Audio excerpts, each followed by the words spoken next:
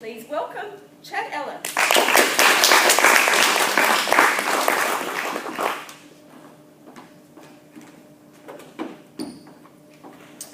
Thank you, Kim, fellow Toastmasters, and anybody who has let their body speak and been surprised by what it has to say.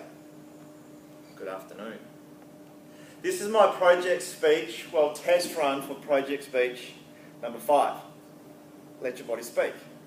Now, I read this, I thought, this implies a few things. Number 1, my body indeed has something to say, and 2, I haven't been letting it say it. So, I'm just as curious as anyone as to exactly what that is, but whilst my body does that, I want to tell you about an experience I had not so long ago in Bali, where I did indeed, I think, let my body speak. You see, 2 months ago, I was in a position, I was stuck. I was in a job, I didn't know what I wanted to do, didn't know where I wanted to go. I was stuck in my relationship, didn't know what I wanted to do, didn't know where I wanted to go. I was stuck in where I wanted to live. I had to make a decision. Would I stay? I didn't know where I wanted to be. So, I did what any rational person would do and researched retreats in Bali. I don't know how I came across this. I was on the internet and I came across Rodolfo Young, Authenticity Muse. 9-day self-immersion tour. Now, he's a guy who professes to allow you to experience your authentic self. Enough information for me, I thought. Bang, credit card in, on the plane. 3 days later, I find myself sitting in a cab next to a guy I don't know, going to a place I don't know, to meet a guy I don't know, to do, I didn't know. Now, I arrived, this is about 11 o'clock at night, and arrive what looks to be a rice field, a big house, and there's a man at the top of the steps, and he's just like this. And anyone been to Bali? You may have noticed there's a lot of katuts there. This katut was a very happy man, as you can want to tell. And just, hello, come in. Katut doesn't speak much English, except for hello, obviously, and come in, which he repeated a lot to make up for his lack of other words. He welcomed me into the room, which was a very, very big room, very, very small bed. And that's it. No air conditioning, no fly screens, no really anything. But I figured, I accepted it graciously and assumed that this was part of my immersion, right?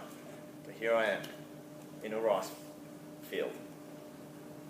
Next day, Rodolfo Young comes down the steps and he greets me and he does not speak. He's taken a vow of silence. 4 months ago. This wasn't in the brochure.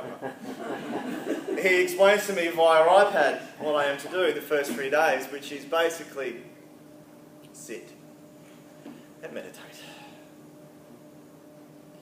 This is to quieten the mind. This is to prepare me for what is to come, so apparently. 30-minute stints with 5-minute breaks all day, every day, and do not speak. By halfway through the second day, I couldn't take it. I must admit, I ventured out into the town. But I was in a very mindful state at that point. I couldn't speak with anybody. I had no idea where I was. I had no idea, even if I could speak, how to find my way back to where I was. I didn't know what it was called. or who I was staying with. But I didn't care because I was in my immersion tour, you know. I figured it was part of it, you know. I get into town, I realise I've been walking for 3 hours. There's no way I'm walking back. So I go to rent a scooter and I walk up to this fella and I go, okay, no problem. He says, you have license. You have ID. You have money? Okay, no problem. They're very, very helpful in Bali. But I digress. The fourth day, the point of this is we did something called epic breath. This, as Rodolfo explains via tape recorder, Rodolfo does not speak, is a warrior's breath. The breath we breathe before going into battle. On 3, guys, I want you to breathe in as forcefully as you can with your mouth closed through your nose, and then just as forcefully release the air. 1, 2, 3. Feels good, the first breath? No problem. 20 breaths into this, because I'm lying down, picture this. All right, lying there, 20 breaths into it. My mind comes in and says, you're going to hyperventilate. And I'm thinking, this is bloody hard. That's what I'm thinking. At that point, Rodolfo's voice comes in. Breathe past what your mind believes into what your body knows. And then there is this drum beat. Coming in. It's very exciting. Headphones. So, oh my God. So I keep breathing. Right, I'm here. I'm breathing. I don't know how much later. Could have been a minute, maybe 10. I don't know. I was about to pass out. My voice comes in again and says, you're going to die if you don't stop this. And Rodolfo again must have been somehow aware. Says, you cannot breathe too much. Your body knows. Believe. I had to make a choice at that point. You know, I'm here. I've come a long way for this experience. So I told my mind, my body's in charge. It's going to speak. It can either pass out or it can die. But we're going to see what happens. And look, it was amazing, to be honest. Once I got past that point, what I experienced was, sensations, tingling, energies in my body I'd never experienced before. Rodolfo tells me, this is latent energy that's always present, but we're not aware of it.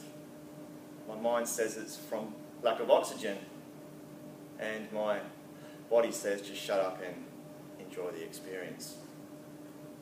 So,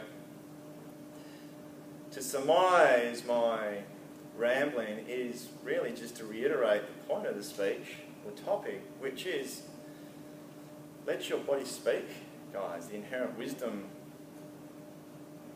we don't know, and you, more often than not, will be surprised by what it has to say. Thank you very much.